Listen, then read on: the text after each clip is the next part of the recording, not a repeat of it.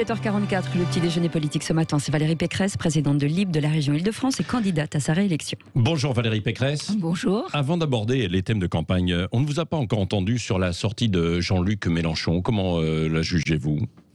Je crois que nous sommes dans une vraie déroute de Jean-Luc Mélenchon. Et je pense, en l'écoutant, j'y pensais aux familles des victimes du terrorisme. Et j'ai eu mal pour elles. Alors, le drame en Île-de-France, c'est que pour gagner, la gauche devra s'allier avec les amis de Monsieur Mélenchon. Et donc, non seulement les socialistes devront faire alliance avec les Verts qui, d'après Madame Hidalgo, je la cite, ont un problème avec la République, mais en plus, il faudra qu'ils aillent s'allier avec Clémentine Autain. Anne Hidalgo qui a condamné les propos de Jean-Luc Mélenchon, très clairement. Oui, ouais. Mais ça n'empêchera pas ses amis, et notamment Madame Pulvar, de faire alliance avec les Mélenchoniens de la France Insoumise, avec Madame Autain, pour essayer de me battre. Donc je le dis, cette gauche qui a perdu sa boussole républicaine ne doit pas gagner l'Île-de-France. Oui. Bon, il y a quand même un climat un peu délétère dans cette campagne politique, d'une façon générale dans notre société. Non, vous ne trouvez pas ? Vous, Jordan Bardella a annoncé le dépôt de plainte, parce qu'il dit qu'il y a diffamation après la diffusion de tweets concernant des candidats RN. Oui, mais je crois que c'est important de montrer effectivement qui sont vraiment les personnes, les élus que les Franciliens vont élire s'ils votent RN. C'est important de leur rappeler qu'il y a sur la liste de M. Bardella aux européennes un révisionniste, M. Jean-François Jalc, qui a nié l'existence des chambres à gaz. Ces choses-là, il faut le dire. Parce qu'évidemment, on est dans une tentative de séduction du RN. Moi, je le dis, ouvrez les placards, allez regarder. Mais en revanche, sur les questions de sécurité et d'autorité, parce que c'est ça le plus important, je dénie à M. Bardella le droit d'en parler. Pourquoi ? Parce que, tout simplement, quand j'ai pris la sécurité à bras-le-corps en arrivant à la tête de la région, au lendemain des attentats du Bataclan, vous vous souvenez, la demande de protection était très forte. J'ai été voir Bernard Cazeneuve, le ministre de l'Intérieur, j'ai dit « La sécurité, c'est une compétence de l'État, je demande une convention pour pouvoir en faire. » Ça s'appelait le bouclier de sécurité. Je l'ai mis en place avec Frédéric Pechnard, directeur général de la police nationale, qui est sur mes listes. Eh bien, le Rassemblement national a refusé de voter ce bouclier de sécurité en disant c'est pas la compétence de la région. Et de la même façon, quand j'ai fait voter la charte de la laïcité en 2017, c'est-à-dire une charte que toutes les associations doivent signer, pas 1 euro d'argent de la région à une association qui ne respecte pas la laïcité et les valeurs de la République. Et bien là encore, le Front National a refusé, a voté contre la charte de la laïcité. Et pourquoi il vote contre le bouclier de sécurité et la charte de la laïcité ? Mais parce que le Rassemblement national vit des problèmes. Quand il y a une présidente de région qui les prend à bras le corps, qui leur apporte des solutions, qui finance la vidéoprotection, qui finance les polices municipales... Ils sont dans de l'opposition systématique, quoi. C'est ce que vous dites, quoi. Mais oui, parce que si je résous les problèmes, eh bien, il n'y aura plus de RN. Oui. Bon, en attendant, ils disent que les problèmes ne sont pas résolus quand même, Valérie Pécresse. Tous vos adversaires veulent augmenter les agents, par exemple, dans les transports, alors qu'ils existent déjà en partie. Qu'est-ce que ça veut dire ? Qu'est-ce que vous proposez, vous, comme piste, quoi ? D'abord, je dis que la sécurité dans les transports, c'est la responsabilité de l'État. De l'État. Le ministère de l'Intérieur a retiré 500 policiers et gendarmes du réseau. C'est ça, la vérité des chiffres. Et on ne remplace pas des policiers par des agents de sécurité privés ou des agents de la SNCF. Alors qu'est-ce que j'ai fait ? Avec les moyens qui étaient les miens. J'ai renforcé de 1000 agents, les agents de la sécurité des transports, 1000 agents. Et dans le précédent mandat, et je vais continuer, j'ai mis 30 000 caméras de vidéoprotection sur les réseaux, et pour les femmes spécifiquement, j'ai créé un numéro d'alerte, le 3117, qui leur permet d'appeler. Et je fais arrêter les bus à la demande la nuit. Donc moi j'agis, eux, la sécurité, ils en parlent, et en plus ils n'assument pas leurs responsabilités. Pour le RN, voter, ou la gauche, voter le bouclier de sécurité, ils l'ont voté contre. Toutes mes actions, toutes. Ouais. Et aujourd'hui, ils disent qu'ils veulent faire pareil que moi. Oui. C'est un scandale, personne n'est dupe. Oui. Mais alors pourquoi vous annoncez la création d'une agence régionale, par exemple des travaux d'intérêt général ? Ça, c'est de votre compétence, c'est pour les primo-délinquants, c'est ça ? Alors, je vous explique. Le vrai sujet aujourd'hui, c'est certes la présence humaine, je vous ai parlé de la police des transports, c'est aussi qui est indispensable aussi, parce qu'évidemment il y a beaucoup de gens qui ne prennent plus les transports en commun parce qu'ils ont peur, notamment le soir, quoi.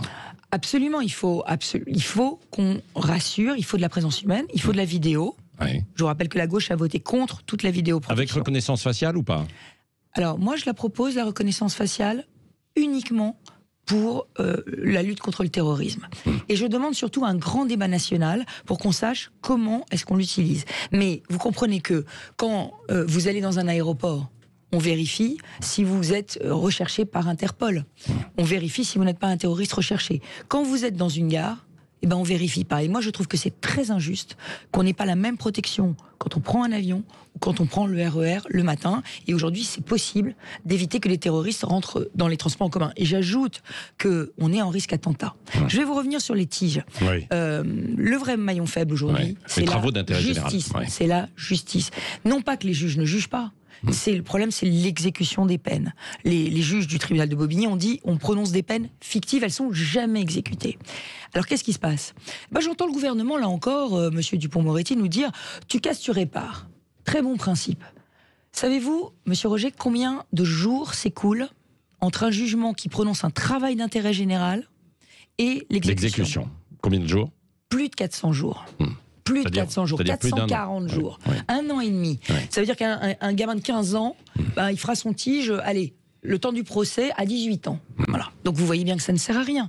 Donc, vous êtes sûr de ce chiffre, quoi. C'est une généralité, c'est le rapport. C'est le rapport parlementaire sur les travaux d'intérêt général.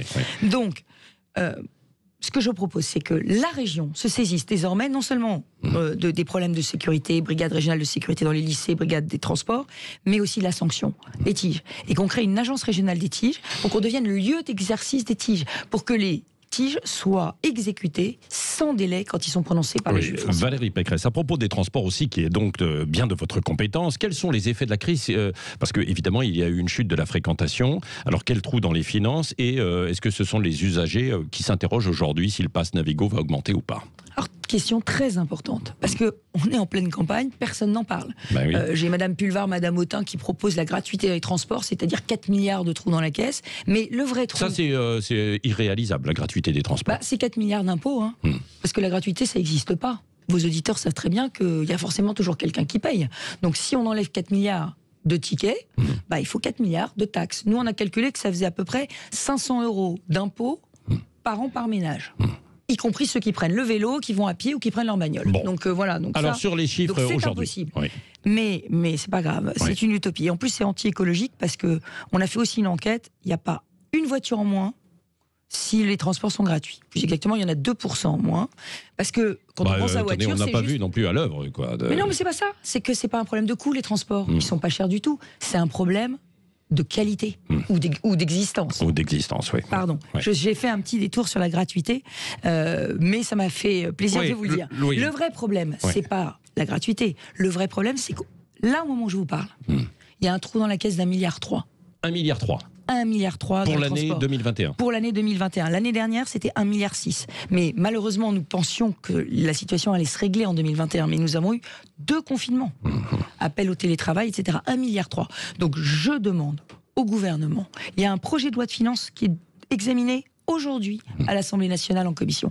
Je demande au gouvernement qu'il y a 1,5 milliard en réserve dans ce projet de loi de finances, qu'il abonde, qu'il renfloue les transports en commun en Ile-de-France, comme l'ont fait M. Biden, Mme Merkel, M. Johnson. La France est le seul gouvernement qui, aujourd'hui, au moment où je vous parle, n'a pas fait de deuxième plan de renflouement de ces transports en commun. Bon, donc là, vous vous adressez directement à Laurent Saint-Martin, qui est votre adversaire, La République En Marche, et qui s'occupe des questions financières. Mais à Laurent Saint-Martin, qui est rapporteur général du budget, qui sera cet après-midi en commission des finances, je lui demande de rassurer les Franciliens. C'est pas eux qui doivent payer. L'année dernière, vous savez que je me suis battue bec et ongle, parce que M. Saint-Martin disait, avec 400 millions, tout va bien. Il fallait 1,6 milliard. J'ai bloqué les paiements de la RATP et de la SNCF pour que l'État accepte de nous renflouer. Il a finalement accepté de le faire l'année dernière. Il doit le faire à nouveau cette année. Ce n'est pas les Franciliens qui doivent payer le prix de la crise Covid. Oui, Valérie Pécresse, qu'est-ce que vous répondez à propos toujours de transport à Anne Hidalgo et Audrey Pulvar qui voudraient réduire d'une voie le périphérique, mais également les grandes routes de circulation en Ile-de-France, les restreindre pour les favoriser et les consacrer à une voiture propre, à une voie pour les voitures propres? Ah non, c'est pas une voie pour les voitures propres, monsieur Roger. Par endroit, c'est ça? Non. C'est une voie pour les bus et le covoiturage. C'est pas du tout pareil. C'est pas du tout pareil, parce que les bus sur le périphérique, excusez-moi de vous dire, c'est une idée totalement ubuesque. Parce que la voie de gauche du périphérique, qui va aller sur la voie de gauche prendre un bus? Donc, ils veulent les réserver aux bus et au covoiturage, pas aux voitures propres. Parce qu'elles se battent contre la voiture. Moi, je me bats contre la pollution. C'est dans mon projet que vous trouverez une aide de 6 000 € pour tous les Franciliens pour changer leur véhicule polluants en véhicules propres. Je suis la seule à proposer cette aide très puissante parce que on a besoin aujourd'hui d'avoir moins de pollution. Mais la voiture reste encore indispensable.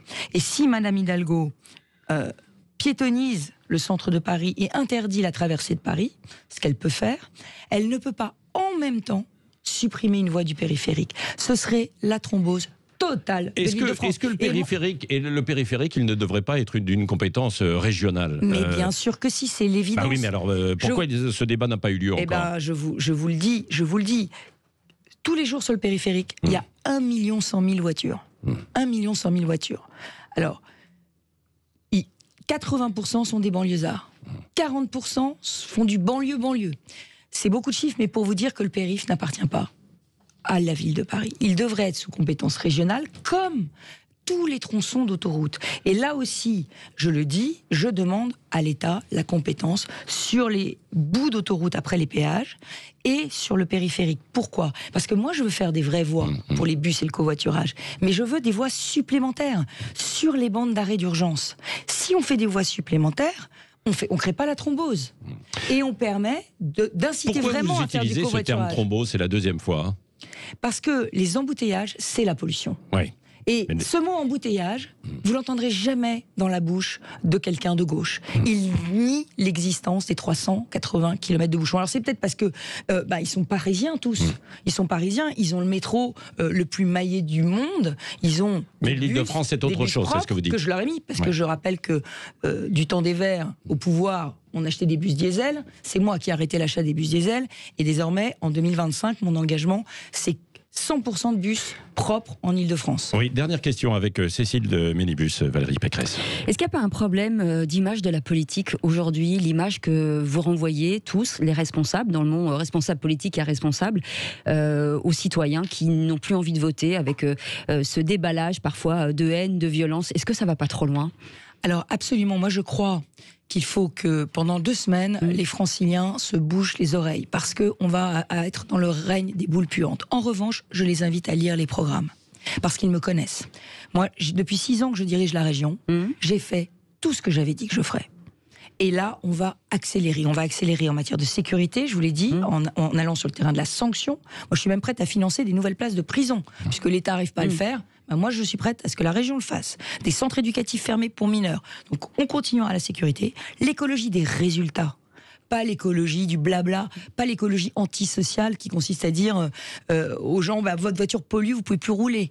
Donc l'écologie et l'égalité des chances. Mais je parlais pas que de vous, Valérie Pécresse, je parlais en général, je parlais des propos en général des responsables politiques. C'est-à-dire qu'aujourd'hui, c'est extrêmement violent. Le débat est extrêmement violent et j'ai l'impression que ça monte. C'est-à-dire qu'on demande aux Français de faire attention, tout le monde parle de violence, mais les mots qui sont dits parfois vont parfois très très loin. Vous savez, quand vous êtes attaqué, vous êtes obligé de vous défendre. Oui. C'est aussi très important.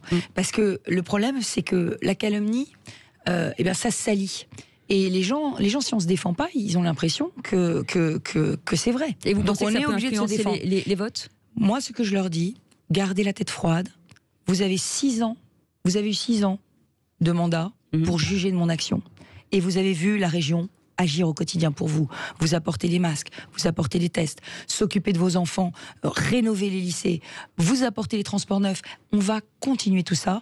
Et moi, ce que je voudrais, c'est que l'Île-de-France, elle ne soit pas livrée aux extrêmes qui veulent la détruire. L'extrême droite, aujourd'hui, est trop clivante. Elle ne vote pas les solutions. C'est pour ça que vous allez peut-être vous engager pour 2022, Valérie Pécresse? Ce que je crois, c'est que les solutions de la droite sont les bonnes pour la France. Bon. Et ces solutions de la droite, elles doivent être incarnées. Le en même temps, ça marche pas sur la sécurité, c'est pas la droite. Merci Valérie Pécresse.